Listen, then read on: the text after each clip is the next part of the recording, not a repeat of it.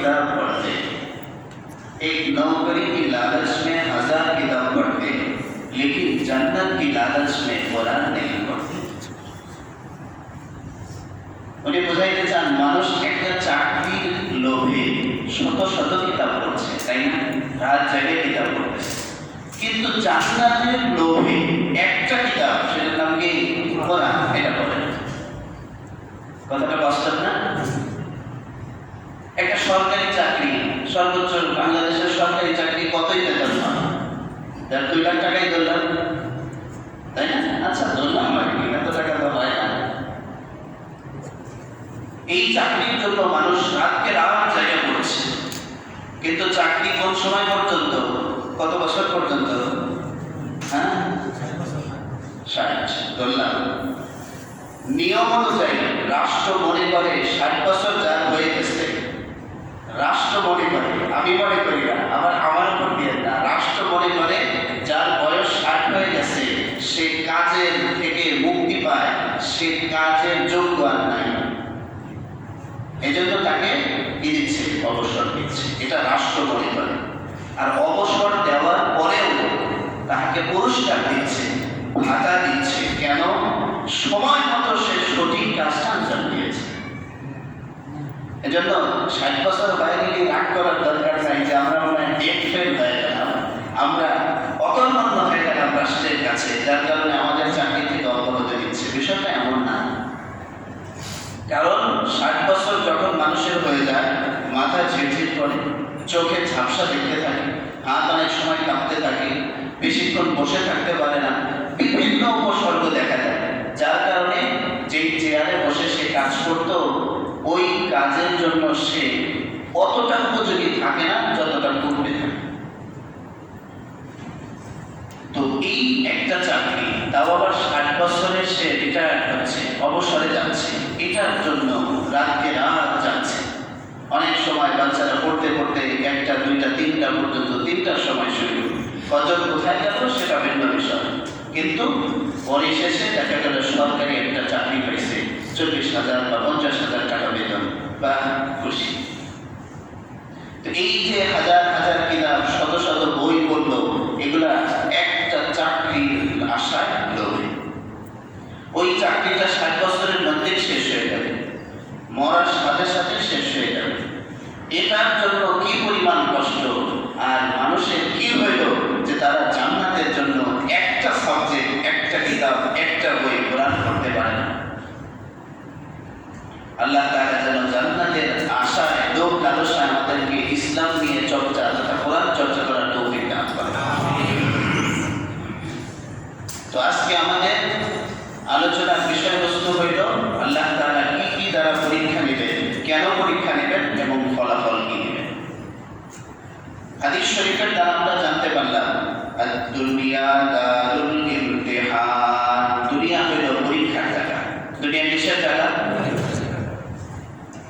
আরেকটি হাদিস শরীফে আল্লাহ রাসূল সাল্লাল্লাহু আলাইহি ওয়াসাল্লাম বলেন আদ-দুনিয়া বিল ওয়াসাইল লা বিল ফাযাইল। দুনিয়া ওসিলা দ্বারা চলে, মাধ্যম দ্বারা চলে, কারামত শ্রেষ্ঠত্ব দ্বারা চলে না। এখানে আমি খুব দোয়া করলাম, আল্লাহ আমাকে 1 প্লেট খাবার দেন, 1 প্লেট বিরিয়ানি দেন। আসবে ওই পুকুর থেকে, ওই ফাঁকা জায়গা থেকে কেউ যদি মারায় তাইলে হবে আসবে, তাছাড়া আসবে না। সরাসরি আসমান থেকে আসা এটা আল্লাহ তাআলা পারেন, কিন্তু দুনিয়া এই সিস্টেমে চলে না। কিসের দ্বারা চলে? ওসিলা, মাধ্যমের দ্বারা চলে। তার মানে দুনিয়াতে কোনো নিয়ামত পাইতে হলে ওই নিয়ামতের জন্য আমার সর্বাপেক্ষা যতগুলি শর্ত আছে, চেষ্টার স্তর আছে, সব চেষ্টা আমাকে আপনাকে করতে হবে। এই কথাও কে বলছেন? আল্লাহ রাসূল সাল্লাল্লাহু আলাইহি ওয়াসাল্লাম বলছেন। তাহলে এই 2 হাদিস দ্বারা আমরা বুঝলাম যে দুনিয়া হইল পরীক্ষার জায়গা, আর দুনিয়া হইল মাধ্যমের দ্বারা চলে। যদি বিরিয়ানি আমাকে খেতে হয়, বিরিয়ানি রান্না করতে যত কিছু লাগে সব আমাকে উপস্থিত করতে হবে, পাকাইতে হবে, তারপর আমি খেতে পারবো। কেন? এটা দুনিয়া। আর জান্নাতে যখন যাবেন তখন আপনার মনে চাইছে একটা পাখি উড়ে যাচ্ছে, একটা হরিণ যাচ্ছে, এত সুন্দর হরিণ দেখেই মনে হবে হরিণ দেখতে কত সুন্দর, না জানি তার গোষ্ঠ কত সুন্দর,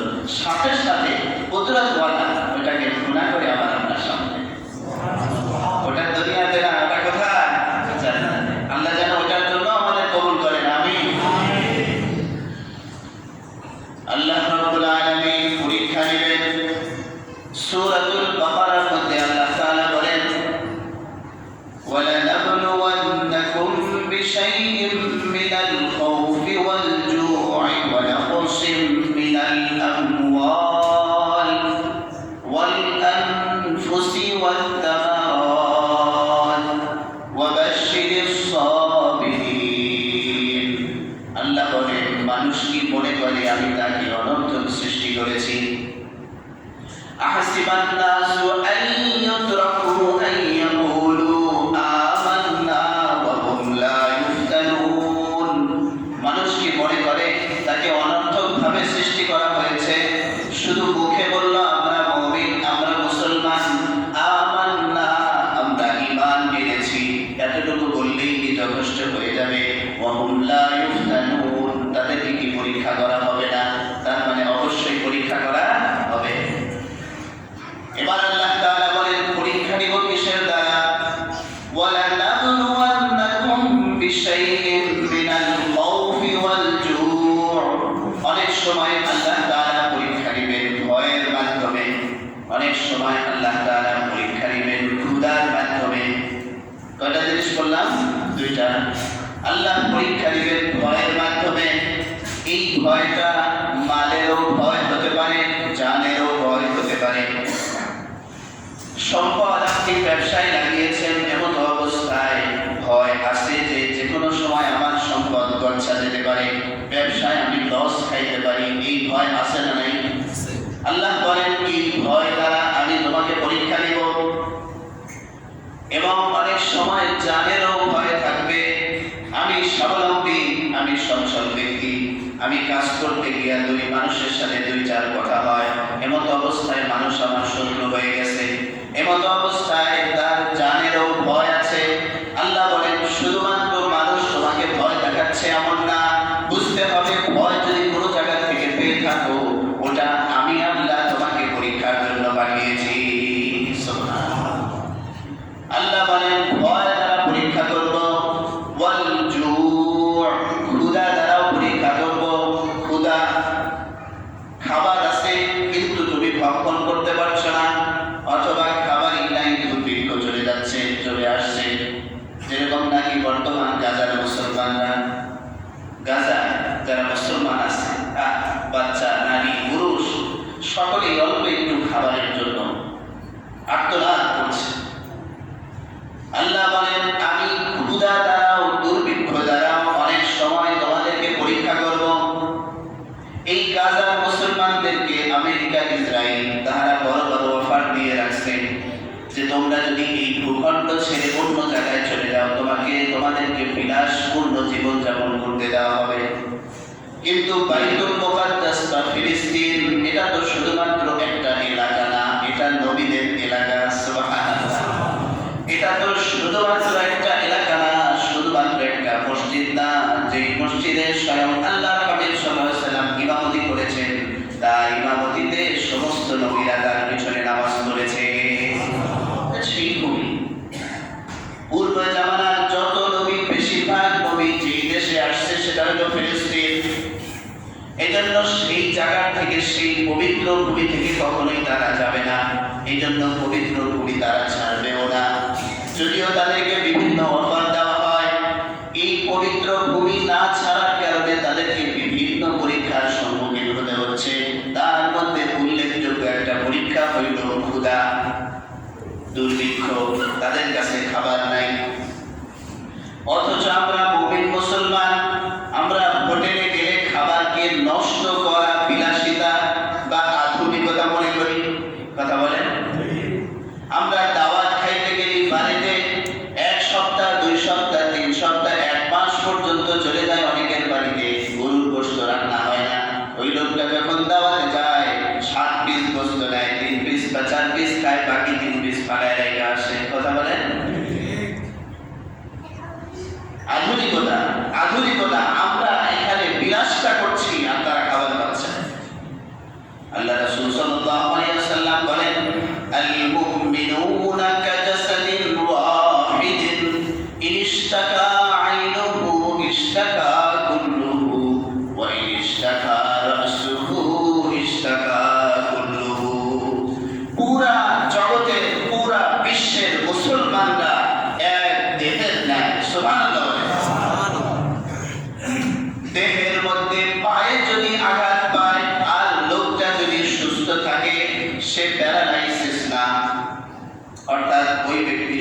আছে, প্যারালাইসিস হয় নাই, এমন যদি কোনো ব্যক্তি হয় আর তার পায়ে যদি আঘাত লাগে, এই আঘাতের খবর মাথা পর্যন্ত চলে যায়, হাত বুঝতে পারে, পা বুঝতে পারে, শরীর বুঝতে পারে, চোখ দেখতে পারে, কান বুঝতে পারে, দিমাগ দিয়ে চিন্তা করে সে ওই ব্যথাটাকে উপশম করার চেষ্টা করে। তেমনি ভাবে মুমিন মুসলমান, আল্লাহর হাবিব সাল্লাল্লাহু আলাইহি ওয়াসাল্লাম বলেন, সারা দুনিয়ার সমস্ত মুমিন মুসলমান একটা দেহের ন্যায়।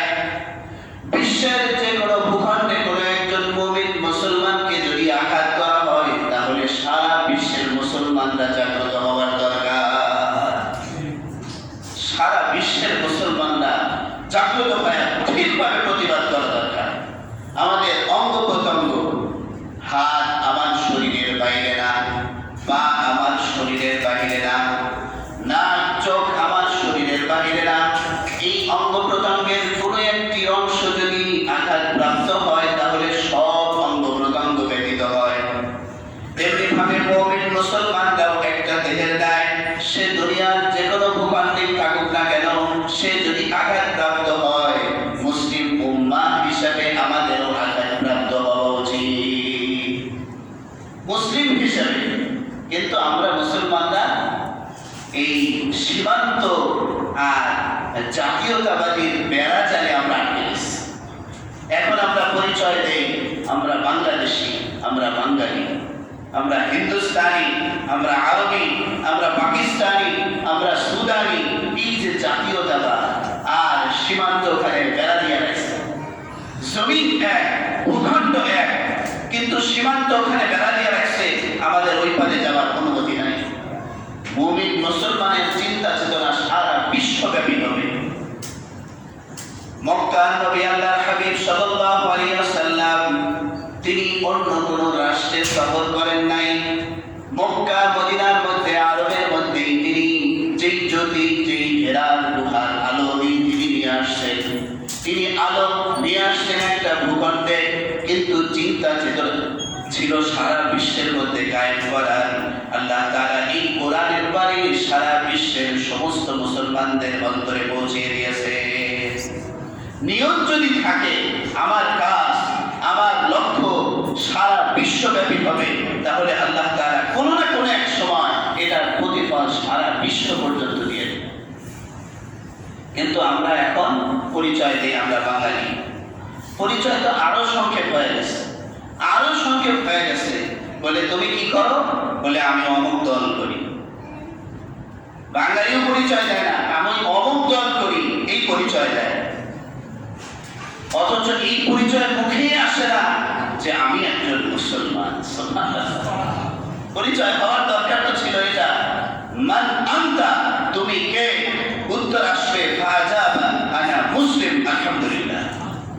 সে বুকের মধ্যে গর্ব সহকারে ফখরের সাথে বলবে আমি মুসলমান আলহামদুলিল্লাহ। মুসলমান মানে ইসলাম আমার দেহের মধ্যে, কোরআন আমার দেহের মধ্যে, নবীর সুন্নাত আমার দেহের মধ্যে, আমি একজন গর্বিত মুসলমান, আল্লাহ আমাকে মুসলমানের ঘরে পাঠিয়েছে। আল্লাহ তাআলা বলেন এইভাবে দুনিয়ার বিভিন্ন স্থানে আমি তোমাদেরকে পরীক্ষা দিব দুর্ভিক্ষের দ্বারা, এবং আরো পরীক্ষা দিব ওয়ানাকসিম মিনাল আমওয়াল, তোমাদের সম্পদ কমে যাবে। তোমাদের সম্পদ কমে যাওয়ার মাধ্যমে আমি আল্লাহ পরীক্ষা দিব। ব্যবসার মধ্যে 10 লাখ টাকা লাগিয়েছে, কিন্তু কোনো দুর্ঘটনা জনিত কারণে 5 লাখ টাকা তার লস হয়ে গেছে। অথবা ব্যবসার শেয়ারের জন্য কোনো এক জায়গায় 10 লাখ টাকা ইনভেস্ট করেছে, সাথে সাথে 10 জন শেয়ারের 1 কোটি টাকা নিয়ে যে প্রধান ছিল, এমপি ছিল, সে গায়েব হয়ে গেছে। হয় কি হয় না এরকম? সবার টাকা নিয়ে সে উধাও। আল্লাহ বলেন এটাও আমার পক্ষ থেকে পরীক্ষা। ওয়ানাকসিম মিনাল আমওয়াল, অনেক সময় তুমি দেখবে তোমার সম্পদ কম হয়ে যাচ্ছে। মানুষের সম্পদ কম হয়ে গেলে তখন মানুষ বিভিন্ন উপায় সামনে আনে। এই উপায়ের মধ্যে মুমিন আর গায়রে মুমিন, মুত্তাকি আর গুনাহগার, এখানে শুধু কাফের বলছি না, এদের আচরণের মধ্যে দুইটা রাস্তা হয়ে যায়। কেউ হয়তো মানুষের থেকে ঋণ নেয়, কর্জ কেউ হয়তো কারোর থেকে টাকা হাওলাত দেয়, কেউ হয়তো নিজের জমিটা বিক্রি করে, কেউ হয়তো নিজের স্বর্ণ ইত্যাদি বিভিন্ন অলংকার বিক্রি করে, কারণ তার সম্পদ কমে গেছে, এখন তার সেই জায়গাটা ফিল আপ করতে হবে। তো যতক্ষণ পর্যন্ত কোন বৈধ পন্থায় সে তার ঝামেলাকে, সে তার বিপদকে দূর করতে চাচ্ছে, ততক্ষণ পর্যন্ত সে মুমিনের কাতারে আছে, ইমানদারের কাতারে আছে, নেককারদের কাতারে আছে। কিন্তু যখন সে প্রয়োজন পূরণ করার জন্য সুদি লেনদেন শুরু করে, তখন সে ইমানদার থেকে বের হয়ে যায়। নাউযুবিল্লাহ। ওয়া নাকসিম মিনাল আমওয়াল, এই জন্য জীবনে পরীক্ষা আসবে, নারীর জীবনে আসবে, সংসার জীবনে আসবে, পুরুষের জীবনে আসবে, বিভিন্ন অর্থনৈতিক জীবনে আসবে। এই যদি আশা এরকম হয় তাহলে বুঝতে হবে এটা দুনিয়ার কারোর পক্ষ থেকে আসে নাই, এটা কার পক্ষ থেকে এসেছে। ওয়াল আনফুসি ওয়াত তামারাত, আল্লাহ তাআলা বলেন এবং আমি তোমাদেরকে নফসের মাধ্যমে, তোমাদের জানের মাধ্যমে পরীক্ষা করব। জান, নিজের জান নিয়েও পরীক্ষা করব, আবার আত্মীয় স্বজন সন্তানাদি এদের জান নিয়েও পরীক্ষা করব। আল্লাহ তাআলা বলেন কিভাবে পরীক্ষা করব? নমুনা হিসাবে দুনিয়ার মধ্যে বাপ বেটা, যার বাপও নবী বেটাও নবী, হযরত ইব্রাহিম আলাইহিস সালাম এবং হযরত ইসমাঈল আলাইহিস সালাম। এই ছোট বাচ্চা ইসমাঈল আলাইহিস সালাম যখন ইব্রাহিম আলাইহিস সালাম আল্লাহ রাব্বুল আলামিনের কাছে দোয়া করলেন, রব্বি হাবলি মিনাস সালিহিন, হে আল্লাহ আমাকে আপনি নেককার সন্তান দেন। এই দোয়াটা করবেন। রব্বি বলেন, রব্বি হাবলি মিনাস সালিহিন, রব্বি হাবলি মিনাস সালিহিন। যারা মুরব্বী হয়ে গেছেন তাদের নাতিপুতির জন্য এই দোয়া করবেন, আর যারা এখনো বাচ্চার সম্ভাবনা আছে তারা এই দোয়াটা করবেন। ইব্রাহিম আলাইহিস সালামের দোয়া, যেটা শিখিয়েছেন কে? আল্লাহ শিখিয়েছেন নেককার সন্তানের জন্য দোয়া করো। আর আমরা দোয়া করি কি? হে আল্লাহ আমাকে একটা ছেলে দাও, হে আল্লাহ আমাকে একটা মেয়ে দাও। একটা ছেলে দিয়েছো, এবার একটা মেয়ে দাও, তার মতো আছে, সন্তান নেওয়া বন্ধ করে দাও। নাউযুবিল্লাহ বলেন। একটা ছেলে একটা মেয়ে, দুইটার বেশি নয়, একটি হলে, এই স্লোগান জানেন না আপনারা? দুইটার বেশি নয়, একটি হলে কি হয়? একটি হলে পচা হয়। একটি আশ্চর্য কথা, একটা যদি মেয়ে হয়, আপনার মেয়ে চলে গেল পরে, একটি ছেলে হলো, বউ নিয়ে আলাদা হয়ে গেল পরে, আপনারা কি করবেন? আল্লাহ রাসূল সাল্লাল্লাহু আলাইহি ওয়াসাল্লাম বলছেন, তাযাওয়াজুল ওয়াদুদ আল ওয়ালুদ, এমন নারীকে বিবাহ করো যে নারী বেশি বেশি সন্তান দান করে এবং বেশি বেশি বাচ্চাদেরকে আদর করে। সুবহানাল্লাহ। কেন? ফাইন্নী উকাসিরু বিকুমুল উমাম, কেননা আমি নবী কিয়ামতের দিন আমার উম্মতের আধিক্য নিয়ে আল্লাহর কাছে গর্ব করব। সুবহানাল্লাহ। ওয়া নাফসিম মিনাল আমওয়াল ওয়াল আনফুস, ইব্রাহিম আলাইহিস সালাম দোয়া করলেন, হে আল্লাহ আমাকে একজন নেককার সন্তান দেন।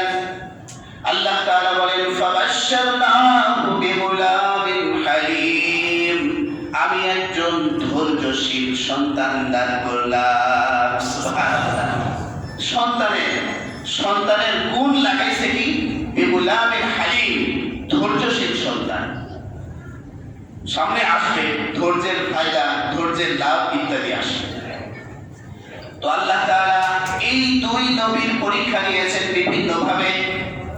যখন ছোট্ট ইসমাঈল দুনিয়াতে ভূমিষ্ঠ হইল, আল্লাহ তাআলার হুকুম ছিল, হে ইব্রাহিম তুমি তোমার স্ত্রী এবং সন্তানকে এই মরুভূমির মধ্যে রেখে চলে যাও।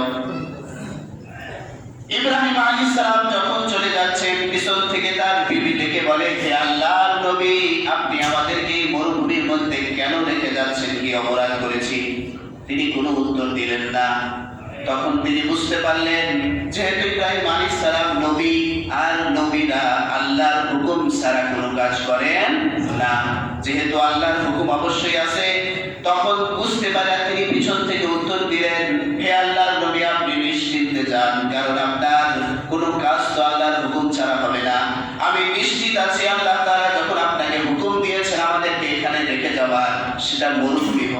সেটা জঙ্গল হোক, আল্লাহ তাআলা নিজ কুদরতের মাধ্যমে আমাদের রিজিকের ব্যবস্থা করে দিবে। এরপরেও মানুষ হিসাবে, নবী হিসাবে তার মনের মধ্যে কেমন অবস্থা ছিল একটু ভাবেন। আপনি আপনার স্ত্রী এবং ছোট্ট সন্তানকে রাত্রে একটা সময় ছেড়ে দিলেন, তুমি এখান থেকে ওইদিকে চলে যাও। কোন স্বামী এটা করতে পারবে না। জানের ভয়, আল্লাহ বলেন আমি জানের ভয়ের মাধ্যমেও তোমাদেরকে পরীক্ষা নিব। এটা তো অনেক সময় আপনজনের মধ্যেও হয়। 2 দিন আগে একজন মারা গেছে আত্মীয় স্বজন, আর একজন মারা গেল 2 দিন পরে, আবার 3 দিন পরে আর একজন মারা গেল। এরকম বারবার যদি চোখের সামনে নিজের আত্মীয় স্বজন মারা যায়, এটাও একটা বড় পরীক্ষা। আল্লাহ বলেন এই হিসাবেও, এই সিস্টেমেও আমি তোমাদেরকে পরীক্ষা নিব। এবং ইব্রাহিম আলাইহিস সালাম বিবাহের আগে যখন তিনি নবুয়ত পাইলেন, দাওয়াত দেওয়া শুরু করলেন, সর্বপ্রথম যার উপর, তার জানের উপর যে বিপদটা আসছিল সেটা হইল নমরুদ তাকে আগুনের মধ্যে নিক্ষেপ করেছিল। ওই সময়ের মধ্যেও তিনি ধৈর্য ধারণ করেছেন, ভরসা করেছেন কার উপরে? আল্লাহর উপরে ভরসা করেছেন। দুনিয়ার সব শক্তি মিলা তার একটা পশম পর্যন্ত ঘুরাইতে পারে নাই, বরং আগুনটা তার জন্য জান্নাতের নিয়ামতে রূপান্তরিত হয়ে গেছে। ধৈর্যের পুরস্কার দুনিয়াতে। আল্লাহ বলেন এইভাবে আমি পরীক্ষা নেব। অনেক সময় দেখবা তোমার জান যায় যায় অবস্থা, অনেক সময় দেখবা তোমার স্ত্রীর জান যায় যায় অবস্থা, সন্তানের জান, মা বাবার আত্মা, মা বাবার রূহ যায় যায় অবস্থা। এই অবস্থার মাধ্যমেও আমি তোমাদেরকে পরীক্ষা নিব। কিন্তু পরীক্ষায় যদি ধৈর্য ধারণ করতে পারো, আমার পক্ষ থেকে পুরস্কার আছে। শেষে আল্লাহ বললেন ফল ফলাদির মাধ্যমেও আমি তোমাদেরকে পরীক্ষা দিব। এই যে আমের মৌসুম আছে, অনেক সময় খেতে ফসল কাটছে কৃষক, বৃষ্টি আসে, সব ফসল ডুবে যায়, প্রচন্ড ঘূর্ণিঝড় হয়, সব আম ফল ফলাদি সব নষ্ট হয়ে যায়। একটা কৃষক, একটা আম বাগানের লোক, লিচু বাগানের লোক, যখন সে এই ফসল ফলাদি কাজ করে, কি পরিমাণ টাকা ইনভেস্ট করে, এটা যারা ব্যবসায়ী আপনারা জানেন। কথার কথা কোনো চাল ব্যবসায়ী অমুক দূর থেকে সেই চাঁপাইনবাবগঞ্জ বা বর্ডার থেকে চাল নিয়ে আসতেছে, এমতো অবস্থায় বৃষ্টি আসলো, ঘূর্ণিঝড়ের কবলে পড়লো, রাস্তায় ট্রাক অ্যাক্সিডেন্ট করে সে পুকুরে চলে গেল, নদীতে চলে গেল। এটাও একটা কি পরীক্ষা? এটাও কি ওয়াসসামারাত। এইভাবে ফল ফলাদির কোনটির মাধ্যমে আল্লাহ পরীক্ষা করবেন। এই কয়েকটা অংশ দ্বারা আল্লাহ তাআলা বুঝিয়ে দিলেন তুমি যখন অসুস্থ, এটাও একটা পরীক্ষা। কার পক্ষ থেকে? আল্লাহর পক্ষ থেকে। তোমার স্ত্রী যখন অসুস্থ, তুমি যখন চাকরি হারায় ফেলছো, তুমি যখন ব্যবসায় লস খাইছো, তুমি যখন অসুস্থ হয়ে গিয়েছো, তোমার আপনজন যখন তোমার সামনে মারা গেছে, তোমার সামনে যে বিপদটা আসুক না কেন, রাষ্ট্রের পক্ষ থেকে তোমার উপর কোনো বিপদ এসেছে, নির্দোষভাবে তোমার জন্য তোমার বিপরীতে জেল জুলুমের ফয়সালা হয়ে গেছে, এই সব কিছু কার পক্ষ থেকে পরীক্ষা? আল্লাহর পক্ষ থেকে পরীক্ষা। আল্লাহ বলেন এই সব পরীক্ষা আমি তোমাদের দুনিয়ার প্রত্যেকের জীবনে কম বেশি অবশ্যই করব। এবার মিলায় দেখেন আমাদের জীবনে এগুলা হয় কি হয় না? আমরা কখনো অসুস্থ হই, আমরা চাকরি করতেছি, অনেক সময় চাকরি হারাই, ব্যবসা বাণিজ্য করছি, অনেক সময় ব্যবসায় লস খাই। এক আল্লাহর বান্দা একবার দাওয়াত দিল, তো দাওয়াতে অন্যান্য সময় দেখি বেশ আইটেম করে, কিন্তু ওই দিন শুধু পল্লী দিয়া মানে দাওয়াতটা ইয়া করতেছে। জিজ্ঞাসা করলাম আবার যারা পোল্ট্রি খাওয়াইছেন আমাকে, সমস্যা নাই, ওটাও তো খাওয়ার জিনিস, ভালো জিনিস, কিন্তু ওই দিন শুধু এক আইটেম। জিজ্ঞাসা করলাম কি অবস্থা? এই 6 তলা বিল্ডিং এর মালিক, কিন্তু আপনারা আবার খুঁজে দেখেন না যে কোন জায়গায় কোন লোকের 6 তলা বিল্ডিং সে দাওয়াত দিয়ে আমার খাওয়াইছিল, এটা বের করার দরকার।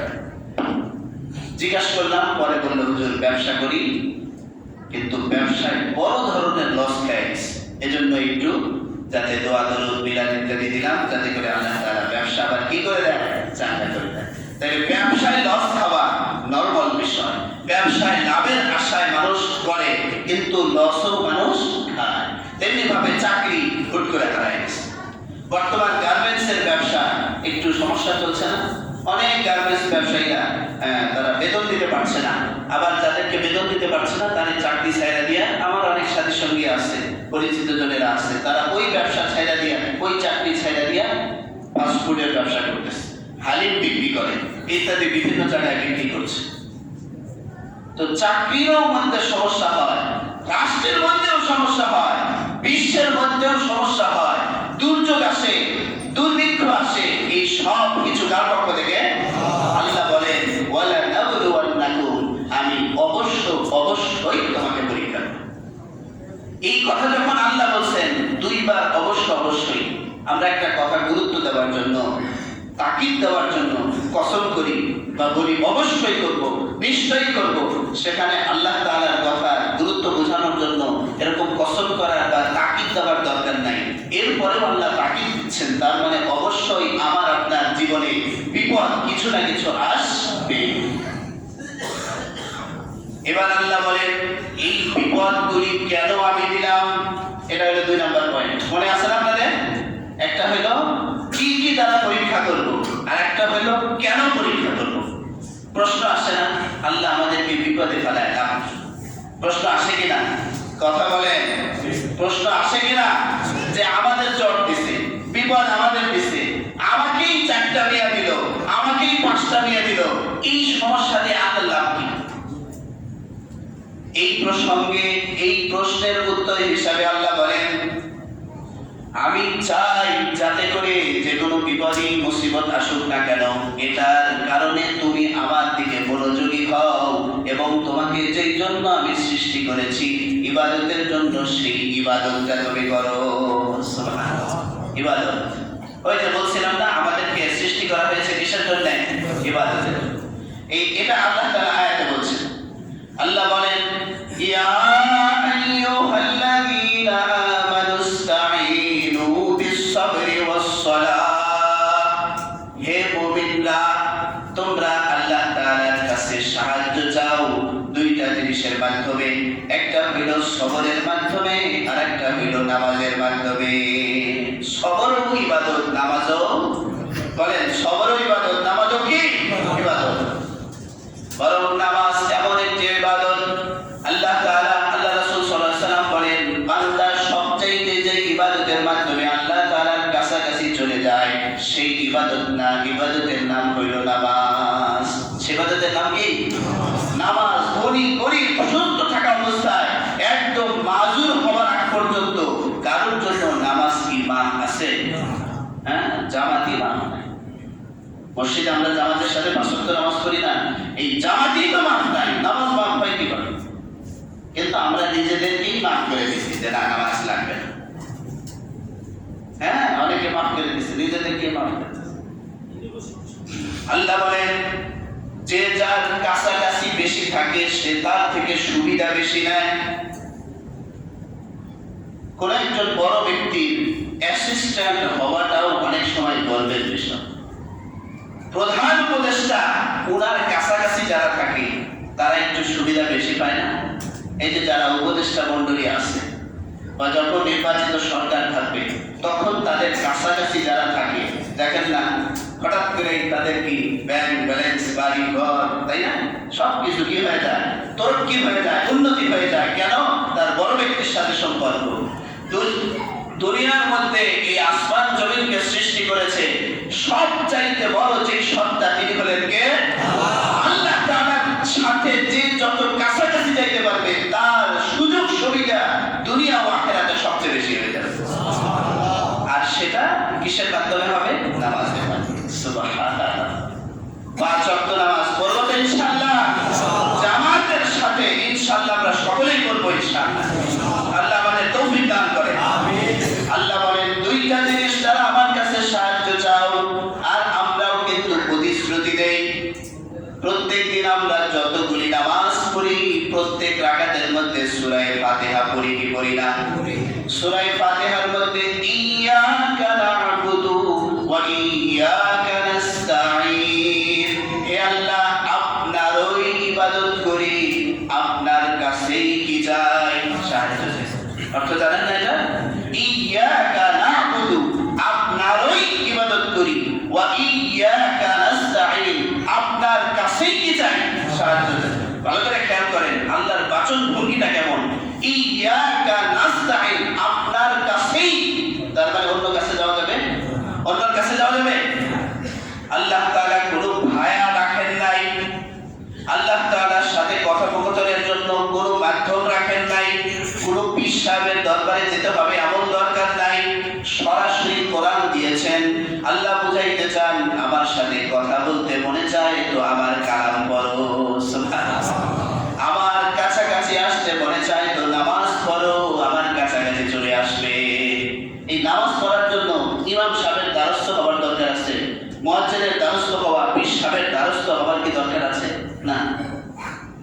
সকলেই আমরা নামাজ পড়তে পারবো, কারণ আমাদের সকলের উপরে এই নামাজ ফরজ করেছেন কে? নামাজ নামাজ এটা তো আলাদা বিষয়, নামাজের বিষয়ে 2-3 বার আলোচনা হয়ে উঠেছে। তো আল্লাহ তাআলা বলেন এতগুলি যে পরীক্ষা দিব, আমি চাই তোমরা নামাজ পড়ো তথা আমার ইবাদত করো, আমার কাছে আসো। কারণ আমার কাছে যখন আসবা তখন আমি যে তোমাকে সৃষ্টি করেছি যেই কারণে, সেই কারণটা অর্জন হবে। আর তুমি আমার কাছে যখন আসবা তখন তোমার সুযোগ সুবিধাও পেয়ে যাবে। সুবহানাল্লাহ। ওয়াস-সাবরি আমানুস্তাঈনু বিস-সাবরি ওয়াস-সালাত। একটা হলো ধৈর্যের মাধ্যমে আল্লাহ তাআলার সাহায্য প্রার্থনা করতে হবে, আর একটা হলো নামাজের মাধ্যমে সাহায্য প্রার্থনা করতে হবে। নামাজ বিপদে পড়লে একটা নামাজ আছে কিনা? বিপদে পড়লে নাম কি? নামাজের সালাতুল হাজাত। মাশাআল্লাহ, সালাতুল, সকলে বলেন বিপদের নামাজের নাম কি? সালাতুল হাজাত। সালাতুল হাজাত মানে বিপদের নামাজ। বিপদ আসার নামাজ না, কিসের নামাজ? বিপদ থেকে মুক্তির বা বাঁচার নামাজ। মসজিদে যখন ঢোকেন নামাজ আছে না 2 রাকাত, নাম কি? তাহিয়াতুল মসজিদ বা দুখুলুল মসজিদ। যখন ওযু করছেন তখনও 2 রাকাত আছে, নাম কি? তাহিয়াতুল ওযু। আমাদের মুসলমানরা এগুলা জানে না অনেকে, আফসোস। তাহিয়াতুল ওযু, তাহিয়াতুল মসজিদ, সালাতুত তাওবা। জীবনে গুনাহ করেছেন, সালাতুত তাওবা বলে আল্লাহর কাছে মাফ চান, আল্লাহ মাফ করে দিবেন। এবং ছোট বড় যত গুনাহ আছে, তাওবা যদি সাথে থাকে